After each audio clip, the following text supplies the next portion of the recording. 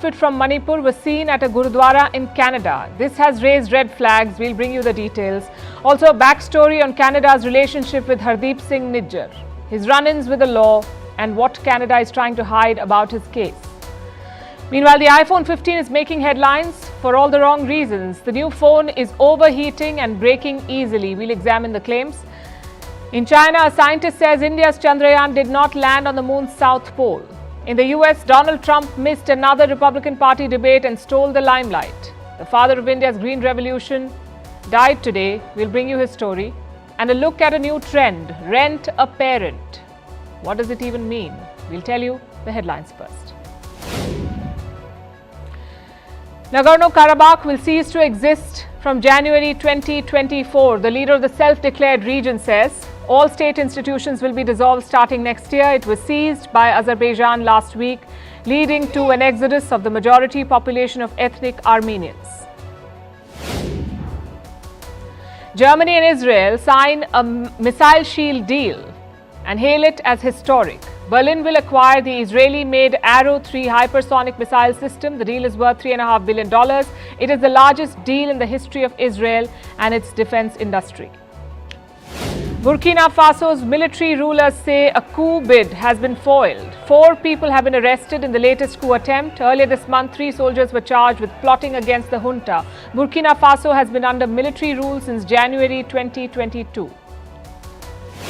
Oil prices cool after hitting the highest level in almost a year. Meanwhile, oil giant Saudi Aramco announces its first global liquefied natural gas deal. The company will acquire a minority stake worth $500 million in mid-ocean energy. The move is part of their broader bid to expand beyond oil. And goodbye Dumbledore. Harry Potter actor Michael Gambon is no more. He was best known for playing Professor Dumbledore in 6 of the 8 Harry Potter films. The British actor was 82 years old.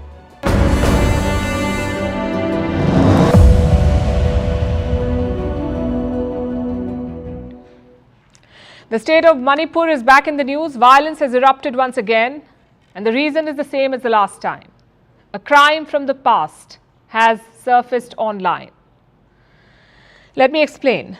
This week, Manipur's government lifted the internet ban. After 5 months, the state went online and immediately pictures began to circulate, pictures of 2 students, a 17-year-old girl and a 20-year-old boy. They had gone missing on the 6th of July this year. The families did approach the police. A complaint was filed 2 days later on the 8th. But there was no progress. The cops said both students had gone into a Kuki-dominated area. And after that, no one saw them. Now, the Kukis are a tribal group in Manipur. They're locked in a violent face-off with another community, the Meiteis. More than 170 people have died so far. And this week, the 2 missing students joined that list. The viral pictures showed their dead bodies. The male student was reportedly beheaded. The girl student was allegedly raped. As these pictures spread, so did the violence. Hundreds of people took to the streets. They marched towards the chief minister's residence. A standoff followed. Security officials used tear gas and smoke bombs. At least 50 students were injured. Some of them were hospitalized. The chief minister has condemned the twin murder. He has also transferred the case to the CBI, that's the Central Bureau of Investigation. A special CBI team has already arrived in Manipur. Also, internet connections have been cut again. The idea is to stop provocative content from being shared. But then again, how long can the ban continue? The first ban lasted for 5 months. Yet, the moment it was lifted, violence resumed. The government needs to understand this risk. Around 30 people are still reported missing in Manipur. That's the official count. We don't know what has happened to these people, if they're kidnapped, tortured, or worse. So the fear is obvious. What if more such videos emerge? What if this violence becomes cyclical? That is the big worry. The government has decided to keep up the pressure. They've extended AFSPA in parts of Manipur. AFSPA is the Armed Forces Special Powers Act. It gives additional powers to the army and the central forces. They can engage in arrest without warrants. The hill areas of Manipur have been placed under AFSPA, this Special Powers Act for the armed forces. The valley has not, in fact. They remain under the state police. There is also talk of a new military strategy in the state. They're calling it one district, one force. Each paramilitary force will be given districts. Say the CRPF for one district, the army for another. Basically, there will be no overlapping. The idea is to boost cooperation and accountability. Manipur already has 40,000 security personnel. They're spread across the state. So resource is not the problem, but outside influence could be. A recent meeting in Canada has Indian intelligence worried. Khalistani separatists hosted a Manipur tribal leader. He was seen at a Gurudwara. Reports say he spoke about minority issues in India. Should New Delhi be worried about this? The details are sketchy right now. We don't know how deep the nexus is or if a nexus exists at all. But either way, it's proof of the uphill battle. The government says things are slowly returning to normal. But what does normal look like? The absence of violence is not normal. This episode is the perfect example of that. Manipur lifted the internet ban thinking that things had improved. But all it took was one picture. One picture and the violence resumed. What does that tell you? That ethnic divisions are yet to disappear, that the wounds have not healed. Only a comprehensive peace process can bring normalcy to Manipur. The government has promised that. It's now time to deliver.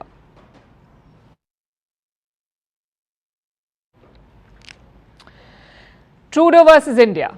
It began 10 days ago. Justin Trudeau blamed India for the murder of a terrorist. In these 10 days, he has offered no proof. Tonight, we'll tell you what Canada is hiding. What is Ottawa's relationship with Nijjar? Why is there so much secrecy around his case? He has a long history of run-ins with the law. Why do Canadian ministers refuse to speak about it? Why does their police go silent when asked about Hardeep Singh Nijjar? Tonight, we bring you their backstory. Nijjar escaped to Canada in 1996. He was in legal trouble in India. He was named in multiple terror cases.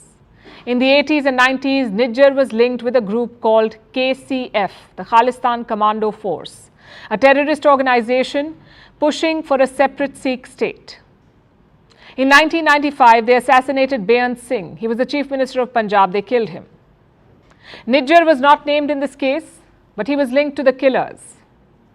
So he fled. In Canada, he engaged in more Khalistani activities. By the year 2012, he was linked with the Khalistan Tiger Force, KTF.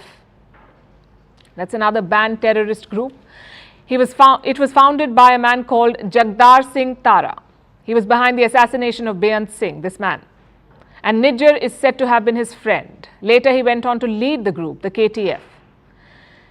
India gathered all this proof against him. Indian agencies said Nijjar used Canadian soil to plan attacks, to fund terrorists, and to give arms training against India. And New Delhi raised this matter with Ottawa.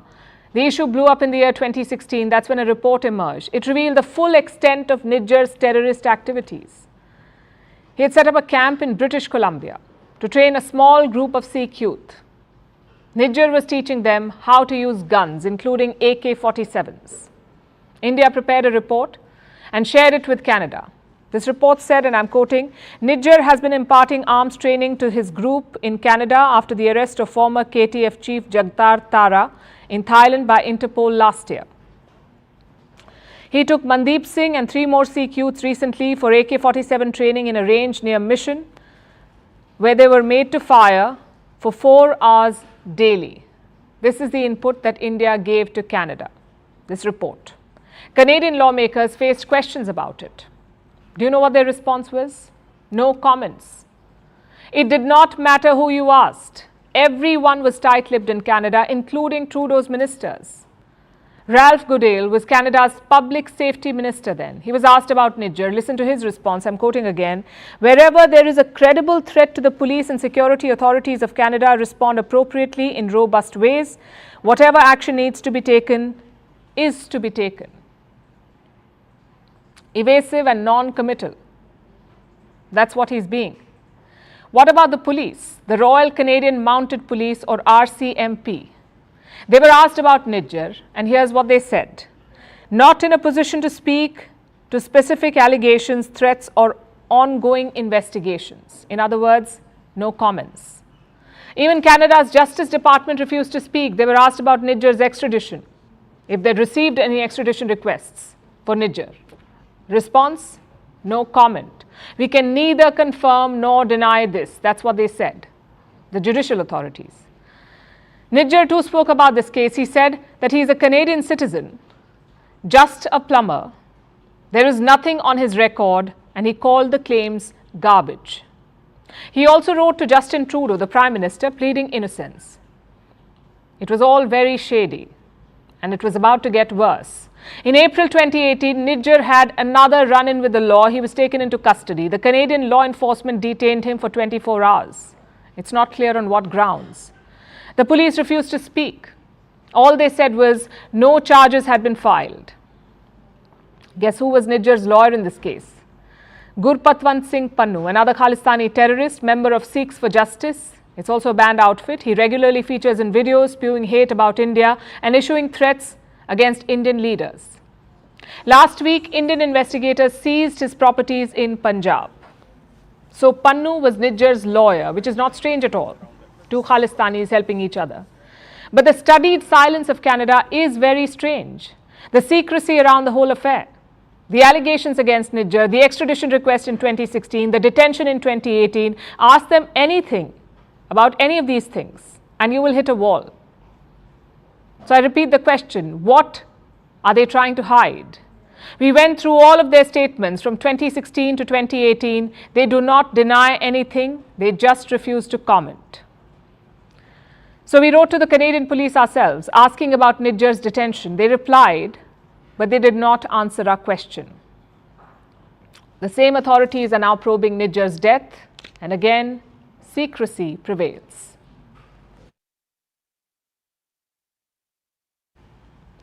The new iPhone is getting a lot of attention. Not the good kind though. Users say the phone is too hot to handle. And no, they're not being figurative. The criticism is literal. Apparently, the iPhone 15 has an overheating problem. It pops up from time to time, like when you fast charge or play video games for a long time or record 4K videos. Now, just to be clear, not every iPhone 15 user is complaining about this, but even then it could be trouble. iPhones make up around 50% of Apple's revenue, so they need iPhone 15 to succeed. With that said, let's look at the problem. How much is the iPhone heating up? One YouTuber said he clocked 116 degrees Fahrenheit, that's more than 46 degrees Celsius. What's the normal range for phones? Ideally, it should be around 36. But anything up to 43 is acceptable, which means the iPhone 15 has gone over. Do we know why? Well, so far there are only theories. Some users have blamed the new microprocessor chip, others have blamed the titanium frame, a few have also blamed the engineering. So which one is it? The chip claim is a hard sell. Only the Pro models of iPhone 15 use the new chip. But overheating has been reported in other models too. So it can't be the chip. Could it be the titanium frame? On paper, titanium does affect thermal efficiency. So we cannot rule that out. But prominent experts have settled on engineering. Apparently, Apple made some compromises in the thermal design system, like the space available for heat to dissipate. Maybe that's causing the overheating. The fact is, we can't be sure. For all we know, this is all temporary because no phone can be judged in the first couple of days. We're usually copying data, installing new apps, trying out new things. All of it can cause overheating. So how is Apple planning to deal with it? They are bringing a new software update to iPhone 15. But it's a risky play. Experts say Apple may have to lower processor performance, basically slow it down, and if that happens, customers will not be happy. And this is the software side of things. But what if the problem is with the hardware, with the engineering or the frame? Well, good luck then. Our suggestion is buy a phone cover. There are other problems too with the new iPhone, like durability. Some users say it breaks too easily. Take a look at this.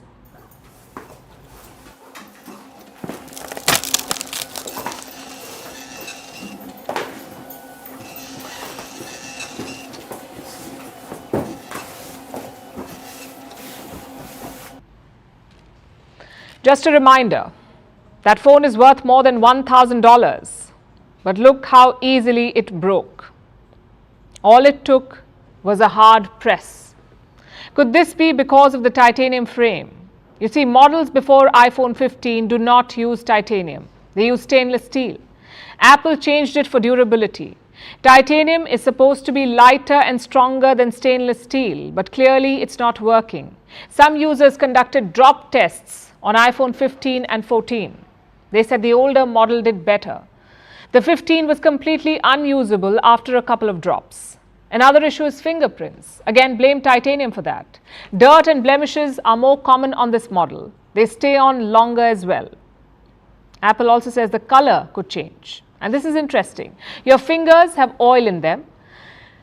You use these fingers to hold and support your phone. As a result, the titanium could change color. Apple says this is temporary. Just wipe off the fingerprints and the color will return. But that's a lot of wipes every single day, especially after paying $1,000. Some iPhone 15s also come with defects like dirt on cameras, scratches on the screen, and damage on the edges. You don't expect this from Apple's flagship product. So what's happening here? Has Apple dropped the ball? Well, the sales are still going strong. If anything, Apple is struggling to keep up with the demand. But such things can escalate quickly. If the issues persist, it could be trouble for Apple, especially in the current market. Companies like Samsung and Google are making big strides. Just look at Japan. It's one of the largest iPhone markets in the world. Last year, they made up 58% of all sales. And now, 46%. Meanwhile, Google's Pixel phone has taken off. They make up 12% of all sales. That's around 6 times higher than last year. So Apple cannot be complacent. Customers may accept lack of innovation, but they will not accept defects.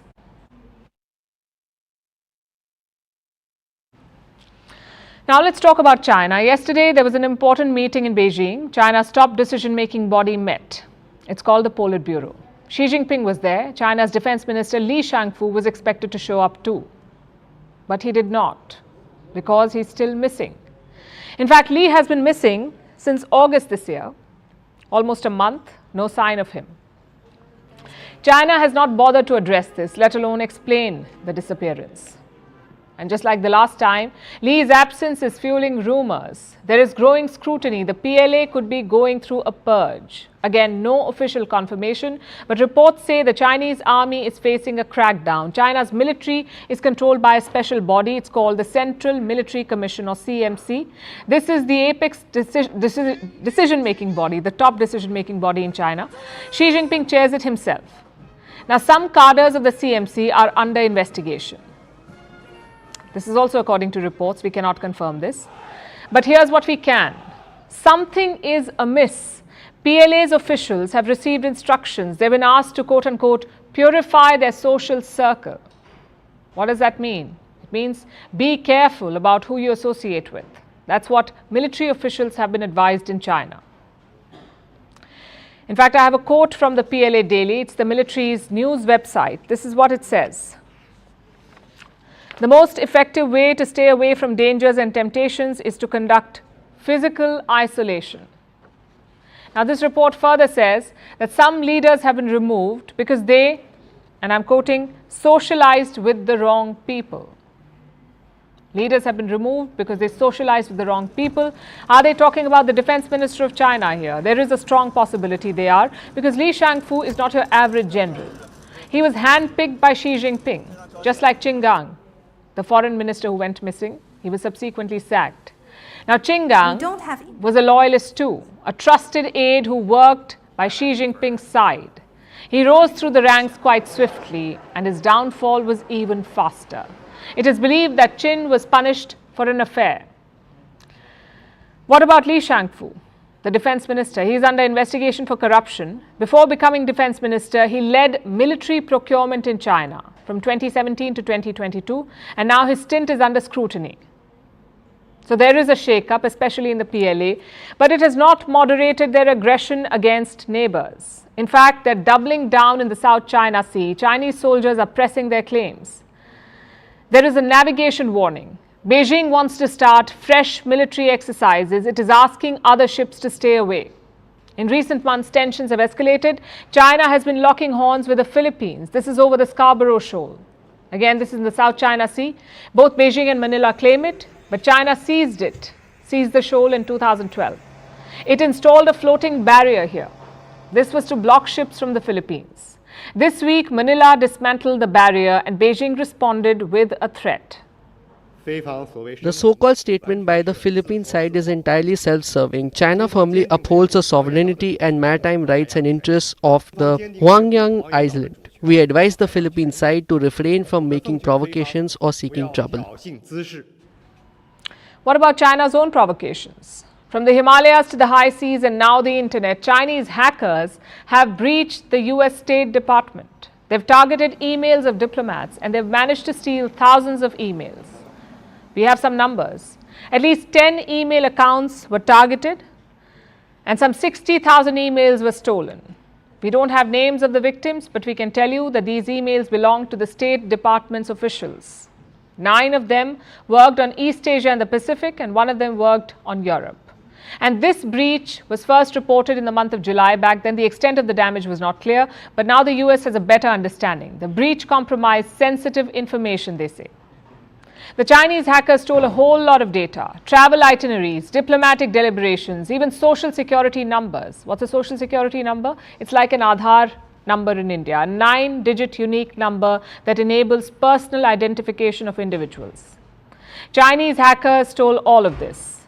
So while Xi Jinping is making his ministers disappear and cracking down on his army, there is no let-up in China's nefarious activities. The security threat is only escalating.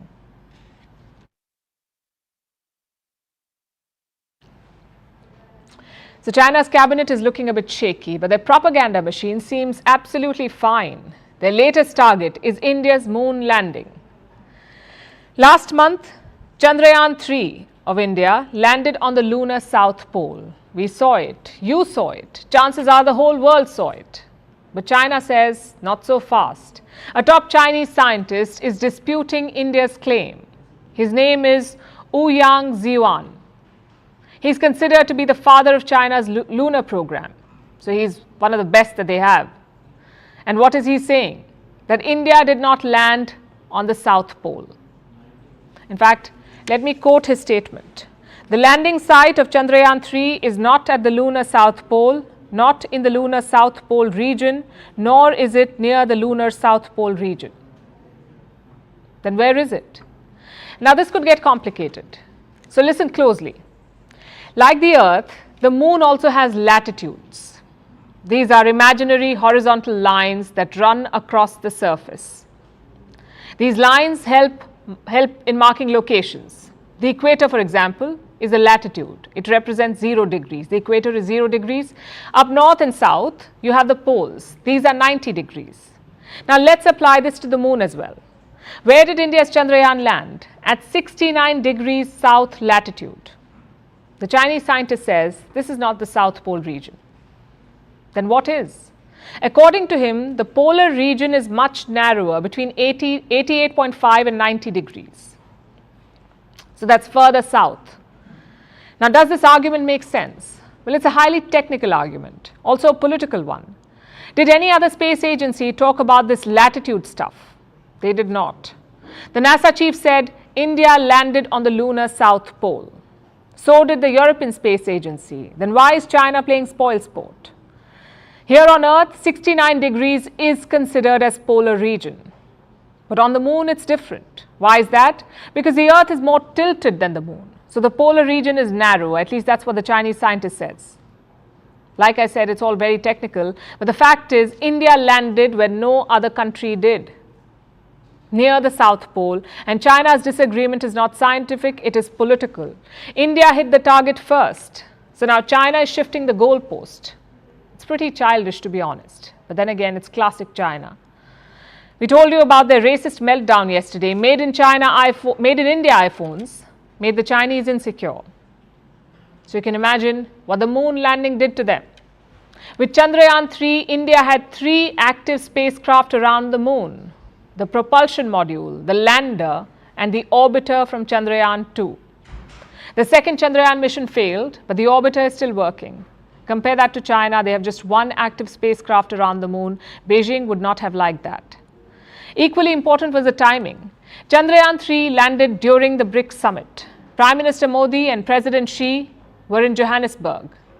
Everyone rushed to congratulate Prime Minister Modi. The South African president apparently wanted to sit next to him. Xi Jinping would not have liked that. China's state media betrayed that insecurity. Just look at their commentary on India's moon landing. This is what they're saying. China is far more advanced in various aspects. China's lunar rover is much bigger, weighing 140 kilograms compared to India's 26 kilograms. Additionally, India's Pragyan cannot withstand the lunar nights. By contrast, China's rover holds the record for working the longest time on the lunar surface. How about that? Your neighbor has just landed on the moon's south pole, the first country to do so. And what does China's state media do? Release an article on why China is better. So this latest claim by China's top scientist is not surprising. If anything, it's a bit late. India never tried to hide its landing location. ISRO always said around 70 degrees south. And that's where it landed. My point is, differing perceptions cannot take away from India's achievement. The world has accepted it. So our advice to China would be this. Your scientists are so keen on latitudes and locations on the moon. Maybe use that skill on Earth too. Not to disparage other countries, but to find your missing ministers and to respect the boundaries of your neighbors. Vantage continues after a short break.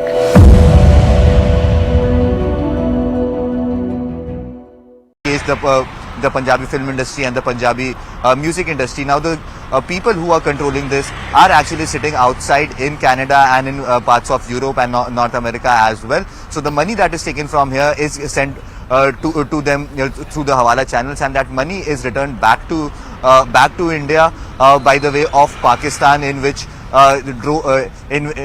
drugs and arms and ammunitions are being sent inside India so that the peace could be disrupted. So this is the kind of modus operandi that is underway, and hence the NIA and the Indian agencies, and in fact the Punjab police is also now trying to make sure that all these people are taken into custody so that this entire nexus and this entire modus operandi is brought to the ground. Right, Anshul. Anshul, do stay with us. Right now, we also have Arunima joining us on the broadcast. Arunima, very good morning to you. Well, as Anshul was describing what exactly regarding their operations in India, if you could just take our viewers through how exactly their operations, how exhaustive their operations were, and they existed across nations, and also the kind of the way they were receiving fundings to execute these activities. So the Lawrence Vishnoi gang, the Kala Jathedi gang, the Ashdalla gang, all these people are into the extortion business in Punjab and Haryana. They extort from contractors, from those who are in the liquor business, from doctors, engineers, other professionals. So the main source of money is extortion.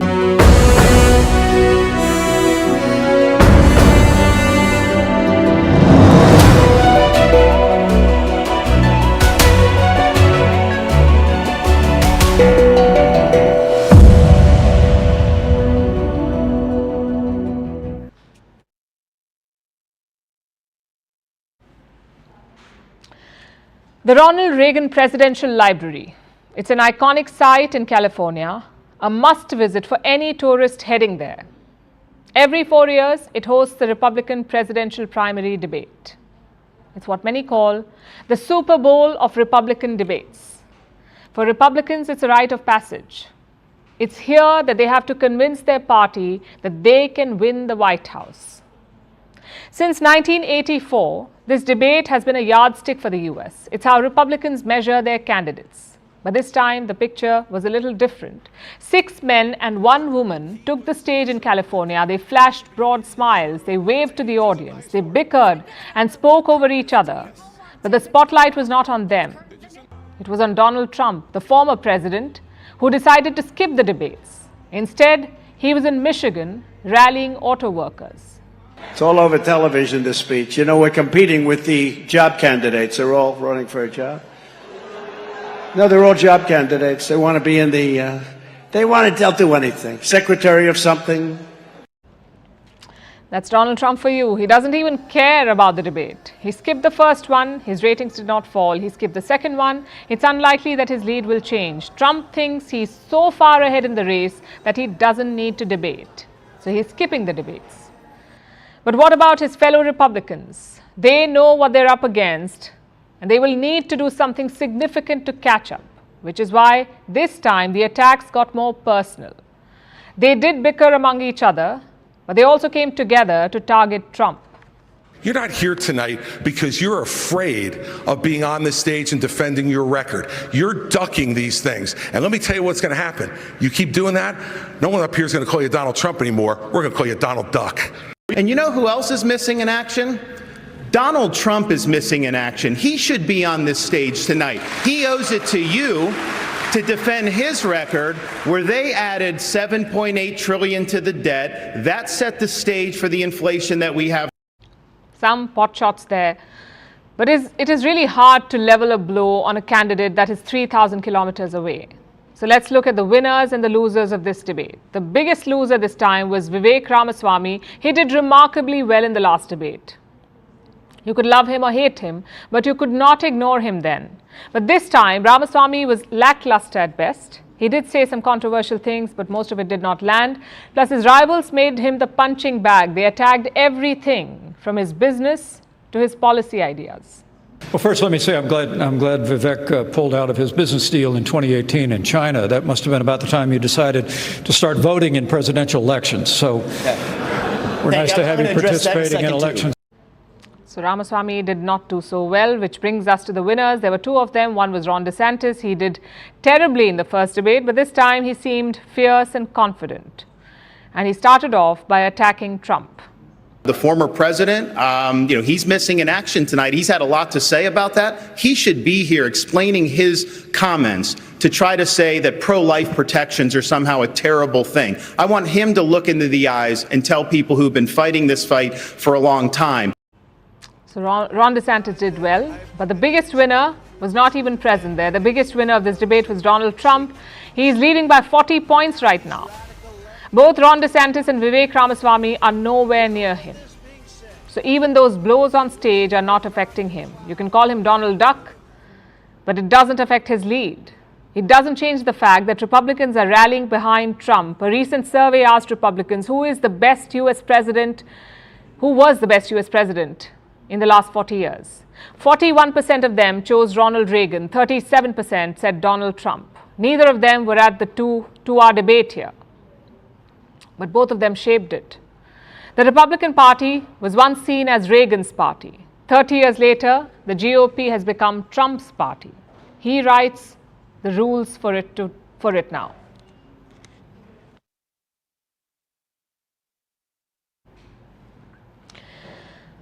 Now let's turn our attention to the UK. British Home Secretary Suella Braverman is at it again. She's come up with a new way to further her refugee repulsing agenda, one that's drawn almost universal condemnation.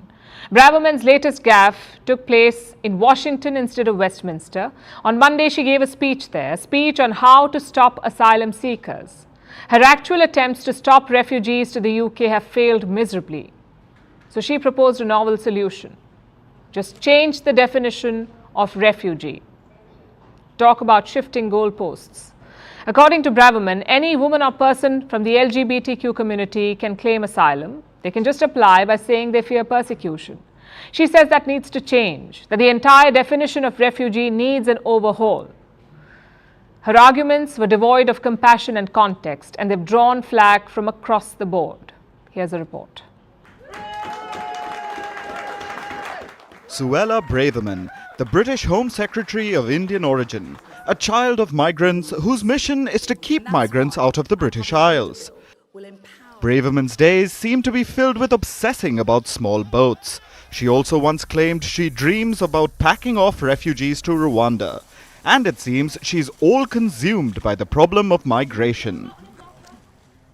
I think most members of the public would recognise those fleeing a real risk of death, torture, oppression or violence as being in need of protection. Let me be clear, there are vast swathes of the world where it is extremely difficult to be gay or to be a woman. Where individuals are being persecuted, it is right that we offer sanctuary. But we will not be able to sustain an asylum system if, in effect, simply being gay or a woman or fearful of discrimination in your country of origin is sufficient to qualify for protection. These are parts of her speech addressed to a think tank in Washington. Let's break down her point. Women and gay people facing death, torture or oppression should be given refuge. But those who merely fear these horrors should be kept away. Braverman basically said, don't come to the UK unless you're being shot at. She thinks that if you're living a miserable life because your government hates who you are, tough luck. As you can imagine, that line of thinking has faced a backlash.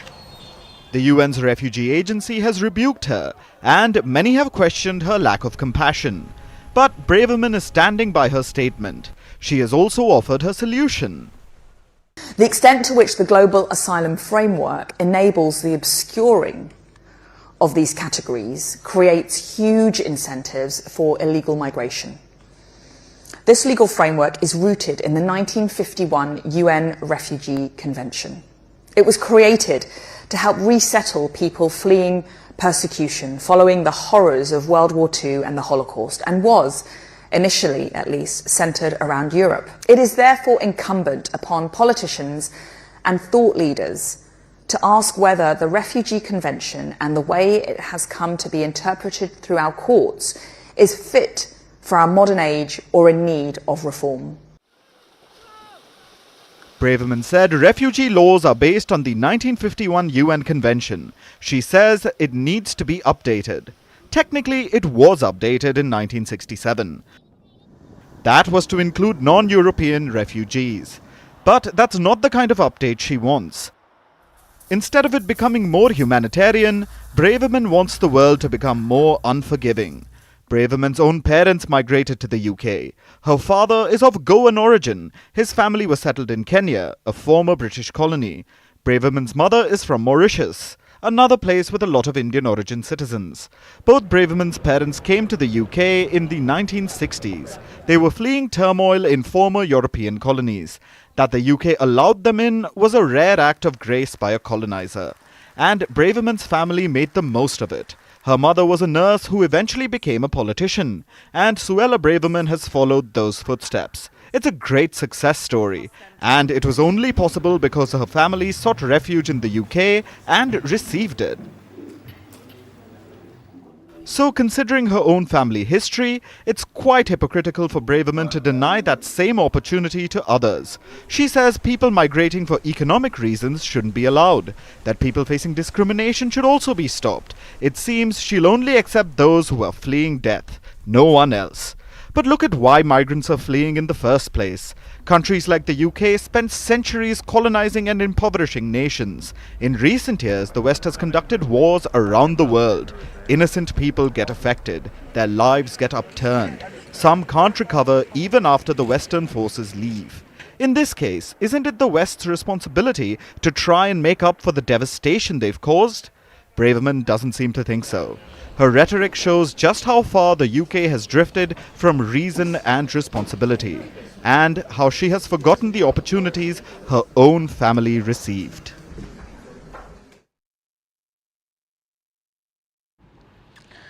The year was 1942. Mahatma Gandhi gave a call for Quit India, a movement launched during the Second World War, demanding an end to British rule in India. Right after that, in 1943, the Bengal famine was wreaking havoc. It was a man-made famine, a consequence of British policies during the war. It resulted in about 2 to 3 million deaths in India. A lot was happening. Many students in India found themselves asking the same question: what can we do for our country?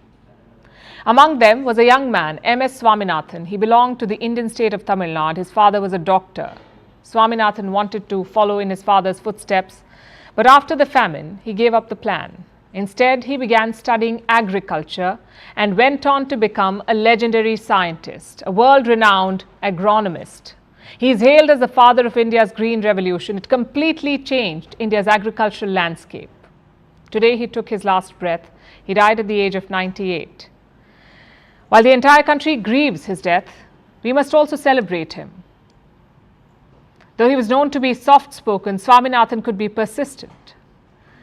Over a career spanning 7 decades, he steadily built one of history's most formidable careers in crop science. He got his shoes muddy in farms. He strained his eyes in laboratories. He served in senior executive positions in Indian government agencies. He was part of agricultural research institutes. He took part in prestigious commissions, both at home and abroad. He rebuked pessimistic projections about India. During the mid-1900s, experts said low yields and high population growth would be India's downfall, that it would lead to mass starvation. Swaminathan said people claimed Indians had no future unless a thermonuclear bomb kills them. Others said Indians would die like sheep going to a slaughterhouse. To that, Swaminathan said, "We decided this would not happen." And he saw it through. You see, post-independence, Indian agriculture was not very productive. Years of colonial rule had stunted the growth. During the first 2 decades of independence, Swaminathan made massive scientific contributions, both on and off the field. In the early 1960s, India's wheat production was languishing. It stood at about 10 million tons. Rice production was suffering too. India's output was 35 million tons. This forced the country to import huge quantities of grain. In 1966, imports crossed 10 million tons. Why was the production so bad? The wheat and rice crops in India were not high yielding. And this is where Swaminathan came in. He specialized in crop genetics and breeding.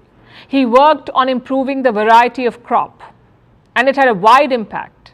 This is what led to the Green Revolution. Swaminathan introduced a new kind of rice and wheat plant. High-yield varieties of paddy and wheat were developed. And the rest, as they say, is history. Wheat production doubled in just a few years. By the end of the decade, it had crossed 20 million tons. And today, India is a farming powerhouse. Its entire economy is supported by agriculture. Agriculture contributes to 16% of India's GDP today. And India is one of the world's largest and most diversified food producers. It's the second largest producer of rice, wheat, oilseeds, fruits, vegetables, sugarcane, and cotton. In the last 1 year, India has produced some 330 million tons of food grain. The wheat output alone was a record 112 million tons. In August, India's rice production stood at 134 million tons. Since the Green Revolution, India has achieved food grain self-sufficiency. Today, India accounts for 40% of the global rice trade. By 2030, agriculture could contribute around $600 billion to India's GDP. That's a 50% increase since 2020. And one can't help but say that the catalyst behind all of this was Swaminathan. Within a span of decades, India went on from depending on grain imports to becoming one of the world's leading food producers and exporters. Swaminathan has inspired generations of scientists the world over. His Green Revolution was not just a scientific achievement, it was a survival strategy.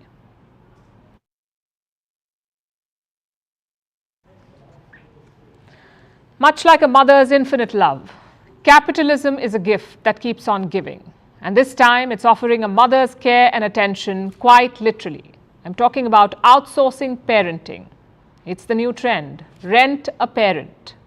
It was birthed during the pandemic, and now it has sprung up across college campuses in the US. Some parents are paying women to provide parenting services to their kids, college-age kids, mind you. A so-called college mom will make your child's bed, bring them food, and share parental advice, all for a couple of $1,000s. The question is, can they also turn people's offsprings into fully functioning adults? People aren't so sure. Here's a report. Going off to college is a transformative experience, especially for those who must live away from home.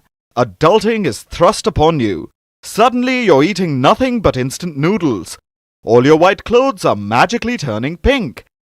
And you find yourself falling asleep to a very noisy refrigerator. It's an exciting but chaotic time for most. And sometimes, or maybe often if we're being honest, you end up missing home-cooked food. You miss the days when neatly folded clothes somehow transported themselves to the closet. It may have sounded blasphemous to your teenage self, But even helicopter parenting is dearly missed. If you're struggling with this, fear not. Capitalism has just the answer for you. A bonus mom. No, wait, we mean a proxy helicopter parent. Wait, correction. Simply put, an outsourced parent.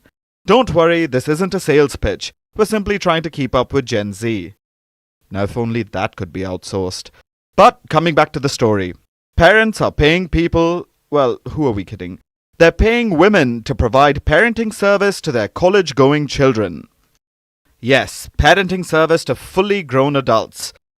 College moms are making a child's bed, bringing them soup and medicines when they're unwell, serving them lunch, and even giving them hugs. All the maternal love and care for a fee of about $10,000 a year. Now, don't expect cash bailouts, snarky responses to tales of your love life, or funny cat WhatsApp forwards. This service includes all kinds of traditional parenting duties, like setting up a child's dorm room, taking a college-age kid to a doctor's appointment, or sharing relationship advice. Now, most would cringe from taking advice from parents, but maybe when it's a fake parent, children don't mind as much. In fact, many say their college moms have been really helpful. This proxy parenting was birthed during the pandemic, when parents were unable to reach their children in far-flung campuses. Since then, many parenting services have sprung up across college campuses. But while these businesses have become popular, this trend has sparked a debate. Many ask, how will these kids become fully functional adults if they're treated like helpless children? They are bound to be met with crushing disappointment after graduation. Or maybe they would have developed crippling mommy issues, if they didn't already suffer from them. Fact is, children aren't often taught enough life skills. And this is not to blame the parents. The education system is at fault too. Children know all about mitochondria, the powerhouse of the cell, or about the Pythagoras theorem. But what about cooking a decent hot meal? What about stitching a loose button on a shirt? Young adults focus on getting the perfect score in tests, but don't know the ABCs of money management, or about basic health and hygiene. So, while Rent-A-Parent is bizarre, it's very much in business because many young adults need all the help they can get. But here's the catch. A fake mom can look after domestic matters, or deal with emotional drama, but she cannot raise a fully functional child. That's simply way above the pay grade. And while the maternal load may never cease to end, it also can't completely be outsourced. And now it's time for Vantage Shots, images that tell the story. In Brazil, a drought has killed thousands of fish in the Amazon. In London, the world's first ice cream made of plastic was unveiled. But the big question is, will you eat it? It looks like diplomacy isn't just about serious stuff or serious business. US Secretary of State Antony Blinken showed off his guitar chops as he launched a new initiative of music diplomacy. Finally, we're taking you back in history. On this day in 1928, Scottish medical researcher Alexander Fleming discovered penicillin. The discovery itself was accidental. Fleming found mold growing on a petri dish when he returned from a holiday. This led to the development of penicillin before antibiotics. Even minor infections were incurable and even deadly. Penicillin became the first effective antibiotic in the world. We're leaving you with that. Thanks for watching. We'll see you tomorrow.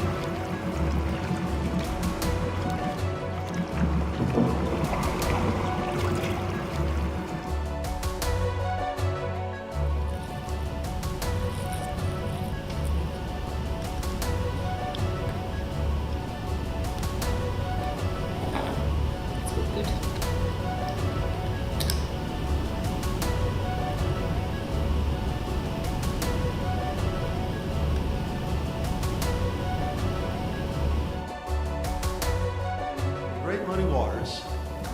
And if this doesn't clear the house, I don't know what.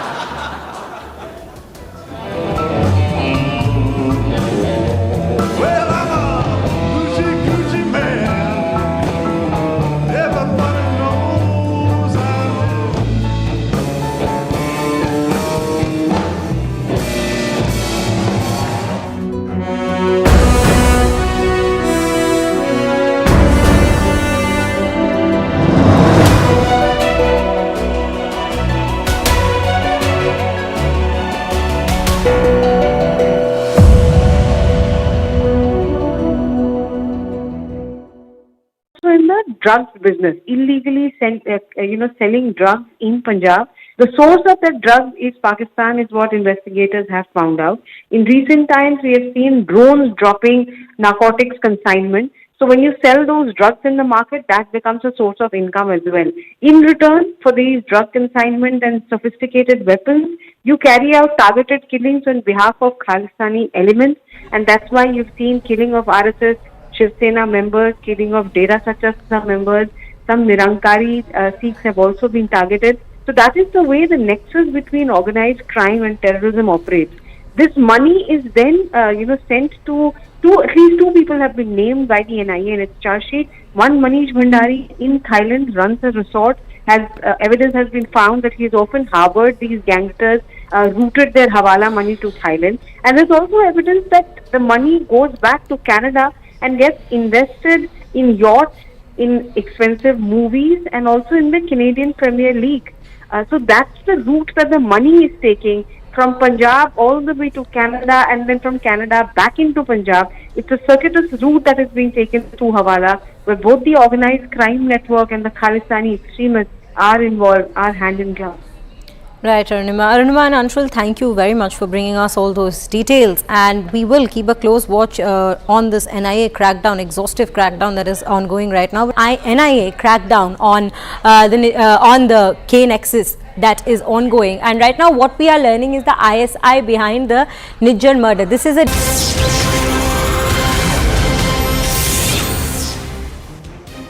Hello and welcome to the late night edition with me, Ayushman Singh Jamwal. Big breaking news coming in at the top of the bulletin, and there was a massive crowd in Bhopal's BJP headquarters after hundreds of supporters of BJP General Secretary Kailash Vijayvargiya's son, and he is an MLA, Akash, met MP Assembly election in charge Bhupendra Yadav, demanding a ticket for him from Indore. That's the piece of breaking news that's coming in, where there seems to be some tussle within the BJP camp when it comes to ticket distribution ahead of the MP elections. Let's listen into the reactions coming in. Patel सभी कार्यकर्ता हैं, उसके अंदर ये होता है कि विधायक बदल दिए जाते हैं। विधायक, ये वाला विधायक जो आकाश जी है, इसकी पर्सनल क्वालिटी ये है कि एक एक कार्यकर्ताओं को दिल से जानते हैं और एक एक छोटा छोटा बच्चा तक का विकास होता है। कभी भी दिन में फोन आते हैं और विकास की गंगा बह रही। हमारा विधायक जो 3 नंबर में दे रखे, जो बदले जाते हैं, उसके बदले में जो विधायक दिया था वो विधायक काम कर रहा है। इतने काम कर चुके हैं कि एक एक दिलों के अंदर, कार्यकर्ताओं के अंदर काम करने की भावना जागृत हो गई है और विकास की गंगा बहा रहे। आकाश जी के समर्थन में आए हैं, आकाश जी को टिकट। गणेश जी की तरफ हाथ करके कह रहा हूँ, पार्टी ने टिकट जरूर दे दिया मुझे, पर अंदर से खुश नहीं, सच कह रहा हूँ, इसलिए कि मेरी लड़ने की इच्छा ही नहीं थी, 1% भी इच्छा नहीं थी। एक माइंडसेट होता है ना लड़ने का, अपने को तो जाना भाषण, अब बड़े नेता हो गए, अब हाथ जोड़ने का जाएंगे, तो भाषण देना और निकल जाना, भाषण देना और निकल जाना, ये सोचा था हमने तो प्लान ये बनाया था कि रोज 8 सभा करनी है, 5 हेलीकॉप्टर से और 3 कार से, इस प्रकार रोज 8 सभा करनी है इस पूरे चुनाव में, और ये सब प्लान भी बन गया था। And I'm joined by Manoj Sharma on the broadcast. Manoj, so some tussle in the BJP camp. Give us the details. Yeah, but Kailash Vijayvargiya, he has been fielded from Indore, one constituency in Indore, and he has publicly shown his. You can hear this of his bite, that where he is saying that he was not at all expecting him to be fielded from Indore 1 constituency. In fact, he thinks that he is such a stalwart, big leader, and he was expecting that he would go for the canvassing of the party for different candidates. He would have 8 rallies, and of them 5 will be covered by helicopter, 3 would be covered by car. That was his statement after getting ticket from Indore 1 constituency. But a new development now. Now, his son is MLA, sitting MLA from Indore 3 constituency. And supporters of his son, Akash Vijayvargi, sitting MLA from Indore 3 constituency, they have come to Bhopal, state headquarters of the BJP in Bhopal. And in fact, they also met Madhya Pradesh election in charge, Bhupen Yadav, who is also union minister. And they were demanding that Akash Vijayvargi should be given ticket again from Indore 3 constituency. That's a new development, altogether a new development, because if a father is contesting from Indore 1 and supporters of Akash Vijayvargi, they are demanding ticket from Indore 3, then father and son. That is a big question, whether father and son would both be contesting from Indore. And this is a speculation in the political cycle here in Madhya Pradesh, that obviously now Akash Vijayvargi would not be getting the ticket from Indore 3 constituency of Madhya Pradesh. So let's see what is going to happen. But you can see how son of Akash Vijayvargi, his supporters, they are demanding ticket for Akash Vijayvargi from Indore 3 constituency. Right, but this always happens ahead of crucial elections where you have particular leaders who rally their supporters. Thank you, Manoj, for getting us the latest when it comes to the Madhya Pradesh elections. Getting a big piece of breaking news, this one from Punjab, ladies and gentlemen. One Akali leader has been shot dead in Hoshiarpur. This happened late evening today. The Akali leader and two-time Sarpanch Surjit Singh Ankhi was shot dead in Megowal, Ganiya. That is around 15 kilometers from Hoshiarpur, this area called Megowal, Ganiya. This incident happened late evening, just a few hours back, ladies and gentlemen. According to the information that we have so far, 2 unknown people riding a motorcycle ambushed this Akali leader and shot him 3 times. That's the piece of breaking news that's coming in, where a very shocking case coming in from Hoshiarpur, where an Akali leader has been shot dead. What we are learning is that this incident took place around 15 kilometers from Hoshiarpur in Megowal, Ganiyan, which is around 15 kilometers from Hoshiarpur. And what we are learning is that around 2 unknown people riding a motorcycle ambushed him and he was shot 3 times. So that's the piece of breaking news that's coming in. I'm joined by my colleague Tejinder Singh Sodhi, who's getting us this piece of breaking news. Tejinder, give us the details. Yes, Ashman, as per the local police, this 2-time former Sarpanch identified as Surjit Singh Ankhi, he was around 50 years old. He was sitting in at a grocery store just outside his house when 2 motorcycle-borne assailants came, and one of them started firing at him. He was hit with 3 bullets. He was rushed to the nearby hospital where doctors declared him as broad dead. So the police has already registered a case and they have started investigation. This is the a village which is just a few kilometers from the headquarters of Hoshiarpur. This village is called Megowal, Ganjia, and Surjit Singh Ankhi was 2-time Sarpanch. He's a senior Akali leader, and this is he was a prominent figure. Twice he was the Sarpanch of the village, and his wife too had served as the Sarpanch. But we are told that Ankhi remained 2 times Sarpanch of his village, and his wife also remained at the post for 1 term. What we had, we are told that now he was he had also contested assembly elections on the ticket of Shiromani Akali Dal Amritsar, that is Simranjit Singh's Man party. He was an active leader of Shiromani Akali Dal Badal in Hoshiarpur district. So police has already registered a case and they have already started the investigation. Yes, Ayushman. Right. Thank you, Tejinder, for getting us that piece of breaking news. We'll continue to track all the developments which are coming in the wake of this Akali leader who's been shot dead. 2 unknown assailants shot him 3 times, and now he is no more as the police launch that investigation. Shifting focus to some more breaking news. And ahead of the World Cup, Ravichandran Ashwin replaces injured Aksar Patel in the 15-member squad. That's the piece of breaking news that's coming in ahead of the World Cup, where Ravichandran Ashwin is going to replace injured Akshar Patel in the 15-member squad of the World Cup. That's the piece of breaking news that's coming in ahead of the much-awaited World Cup clash. And what we are learning is that Ravichandran Ashwin will replace injured Akshar Patel in that 15-member squad. So all eyes on the performance of Team India when it comes to the World Cup. I'm joined by my colleague K. Srinivas Rao, who's joining us on the phone line on this piece of breaking news. How should we see this development coming in? I think it's a brilliant decision. In fact, the credit should go to Cricket Next, because News 18 Cricket Next was the first platform that had talked about the inclusion of an off-spinner in either R. Ashwin or Washington Sundar. That would have rounded up the squad perfectly. And I think that is exactly what has happened. And I think it's a great decision. It's a great decision to have an off-spinner, because I think three left-arm spinners in the side were a crowd. Especially with Jadeja and Akshar, more or less the same, skill sets. Although Kuldeep is like completely different. But that said, an off-spinner is a great inclusion. Right. Thank you, Srinivas, for getting us that piece of breaking news. So that's the update that's coming in, where Ravichandran Ashwin will replace injured Akshar Patel in the 15-member squad. We're shifting focus now ahead of the 2024 inauguration of the Ram Mandir. Senior News 18's managing editor Zakir Jacob spoke exclusively with the head of the construction committee, Nipendra Mishra. This is what he had to say when it comes to the run-up to the historic inauguration of the Ram Mandir, which is expected to take place in January.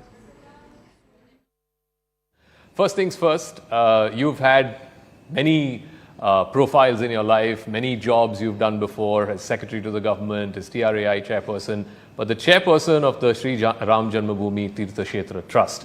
When the Prime Minister called you and said he wants you to take charge of this project, what did he tell you? What was the brief he gave you, and how did you approach this job? Because I'm sure it's very different from whatever you did. Well, it will require a bit of clarification. I am born out of the Supreme Court judgment. True. The judgment said that there will be a trust which will be autonomous. And presently that trust is headed by Nritya Gopal Das ji, Swami. Yeah. And the General Secretary is Champat Rai ji. The judgment had also envisaged and clarified and clearly said that the construction will be in the hands of a construction committee, which will be headed by chairman of the construction committee. So I am born out of that. I am chairman of the construction committee of Ram Temple. So that is what. Now ask about taking up the job. Second part, I was really not called by Honorable Prime Minister. There were inquiries made, and I had also casually talked about the possibilities because it was something very new which came from the judgment. It was not envisaged. Correct. So I had just mentioned this casually to the Principal Secretary to the Prime Minister. It is possible that he may have conveyed it to the Prime Minister that this is what Mr. Mishra has said. The inquiry came from Home Ministry.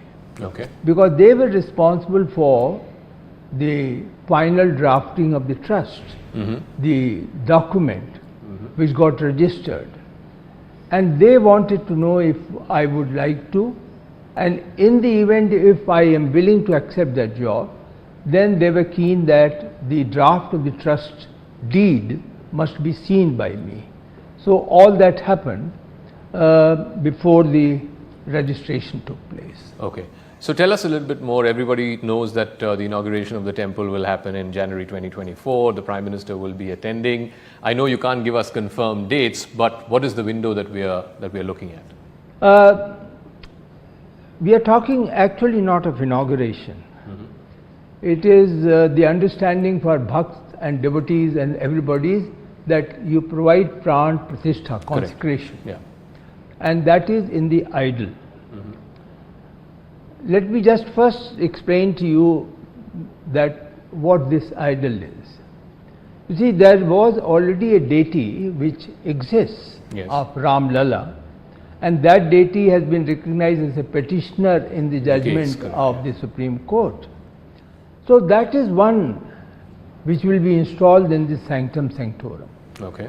But in addition, there will be another which is presently being carved, and 3 different sculptors at their own risk are doing the work on the basis of artwork which the trust gave to them. Sure. The artwork was done by a professor of the Arts College of Banaras Hindu University. The professor was told to create a picture which will be 4 to 5 years old. It will be a standing idol. Ultimately, it has to be about 51 inches. All these things have significance because it is closely linked with the technology. Based on that artwork, the sculptors have now started doing work. I should think that the final choice by every member of the trust, that which particular work of the sculptor will be finally installed and the Pran Pratishtha ceremony would start, that decision would take place sometime by end of November. Or maybe middle of December. The entire ceremony of Pran Pratishtha will begin sometime after 14th of January. That is the Makar Sankranti. Correct.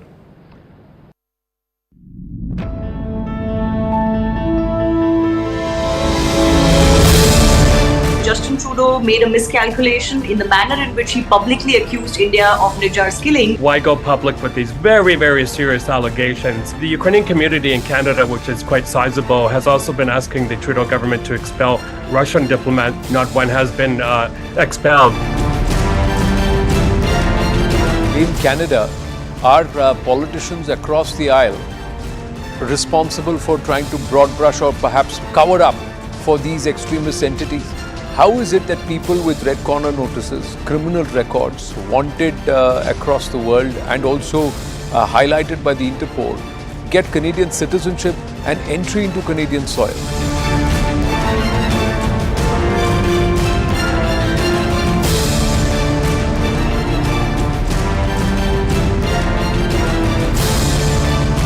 Well, you basically said on this Khalistan question, India and Canada were not talking to each other, they were rather talking past each other.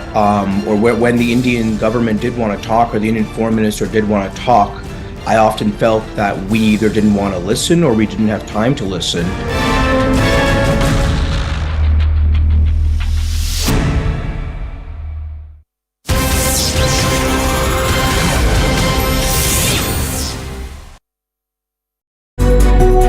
Into the ISI. This is, remember, this is intel source that is coming into CNN News 18, so it's an exclusive, wherein Canadian authorities advise Nijjar over visiting the Gurudwara. This is the information that we are learning. Then the Canadian authorities had advised Nijjar not to be seen in public. That is another crucial piece of information. Canadian authorities supported Pakistan ISI gave access to killers. These are the information we are receiving regarding ISI links to Nijjar and access to killers. This is what we are getting. This is the particular information that we are getting. And we have Anshul Singh joining us on the broadcast. Anshul, a very good morning to you. Welcoming to you regarding the NIA crackdown that is ongoing right now. It has been a multi-state crackdown. What more details are we gathering at this point, especially with relation to the ISI links? So yes, the NIA is making sure that the entire backbone of this terror gangster nexus that is prevailing in Punjab should be broken down, because remember the kind of diplomatic war that has started between India and Canada, it is very, very unlikely that Canada is anywhere going to go ahead and stop these people who are sitting in Canada, getting a safe haven in Canada and actually trying to disrupt peace out here, especially in the state of Punjab and in other parts of North India. Now these raids happened yesterday at least 53 locations across North India and in 6 states itself. In that, several people have already been taken into custody, and not only the arrest that has happened is important, but also the people who have been arrested, some incriminating documents have also been seized by the NIA, and along with that arms and ammunition have also been taken into custody by the NIA. So yes, this is being seen as a massive crackdown, because remember, over the last 1 year, several such raids, more than 7 such raids have already taken place by the NIA, because now the focus of the Indian government and the Indian authorities is to make sure that the entire backbone out here that is prevailing, the overground workers of these gangs and gangsters who are out here in India and is trying to disrupt peace out here in India, they should be taken into custody so that their activities could be controlled. Because remember, the kind of modus operandi that is being undertaken over here, as NIA had mentioned in its charge sheet, that it is very similar to how the D gang used to operate in the 90s itself, where protection money was taken from businessmen, small and large businessmen, and along with that, protection money was also taken from the film industry, in this case the Punjabi film industry and the Punjabi music industry. Now the people who are controlling this are actually sitting outside in Canada and in parts of Europe and North America as well. So the money that is taken from here is sent to them through the Hawala channels, and that money is returned back to India by the way of Pakistan, in which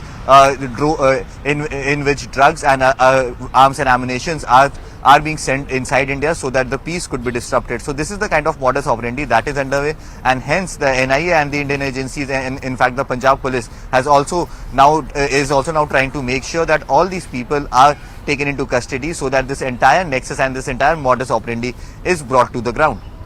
Right, Anshul. Anshul, do stay with us. Right now, we also have Arunima joining us on the broadcast. Arunima, very good morning to you. Well, as Anshul was describing what exactly regarding their operations in India, if you could just take our viewers through how exactly their operations, how exhaustive their operations were, and they existed across nations, and also the kind of the way they were receiving fundings to execute these activities.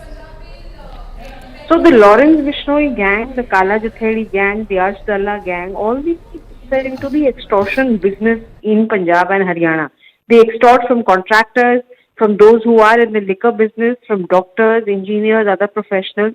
So the main source of money is extortion. Then they are also in the drugs business, illegally selling drugs in Punjab. The source of that drug is Pakistan, is what investigators have found out.